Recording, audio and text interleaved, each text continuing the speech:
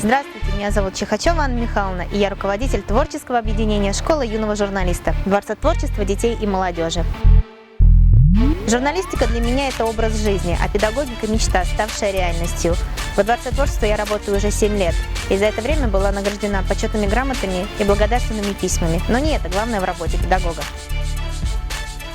Мы живем в век информационных технологий, когда успешность современного человека, его жизнь, напрямую зависит от того, как он умеет с этими технологиями работать.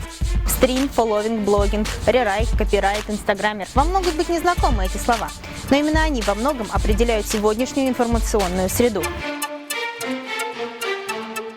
Мир не стоит на месте, а профессии блогера, журналиста, копирайтера становятся все более востребованными и притягательными.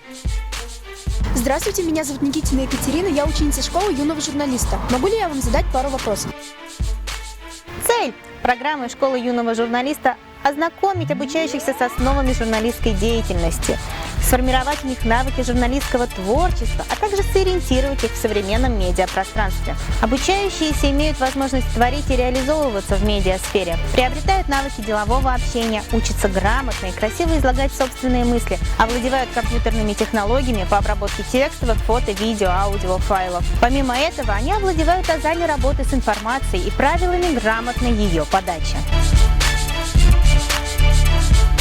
Журналистика – это не только профессия. Журналистика – это образ мыслей, при котором я все вижу, все слышу, но говорю только то, что нужно и кому нужно. Сегодня, 7 октября, стартует соревнование по пешеходному туризму «Осенняя тропа-2018». И, как вы заметили, она проходит не в лесу, а начинается с регистрации на станции «Железнодорожная». Для того, чтобы ознакомиться поближе с миром современной журналистики, обучающиеся школы юного журналиста посещают мастер-классы и высшие учебные заведения нашей страны.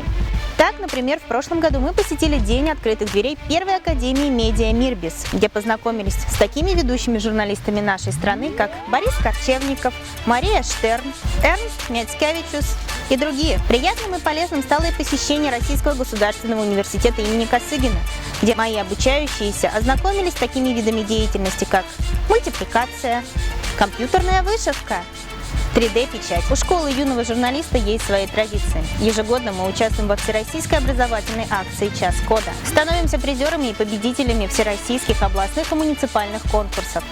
Помимо этого мы посещаем музеи, выставки, храмы. Стараемся как можно больше времени проводить вместе с коллективом. Ежегодно мы выходим на субботник. А также приглашаем наших родителей к нам на занятия. Это школа юного журналиста, и мы пришли на субботник! Занимаясь журналистским трудом, обучающиеся не только лучше своих сверстников разбираются в современных диджитал-профессиях, но и многое делают самостоятельно, как настоящие работники медиаиндустрии. Так, например, в прошлом году нами было выпущено 5 видеороликов, 2 из которых по индивидуальным проектам. Помимо этого было опубликовано около 15 текстовых материалов. Даже если мои обучающиеся в будущем не выберут журналистику своей профессии, я уверена, что умение красиво говорить, быстро и качественно работать с получаемой информацией, овладение современными информационными технологиями и быстрая ориентация в современном медиапространстве помогут им в будущем.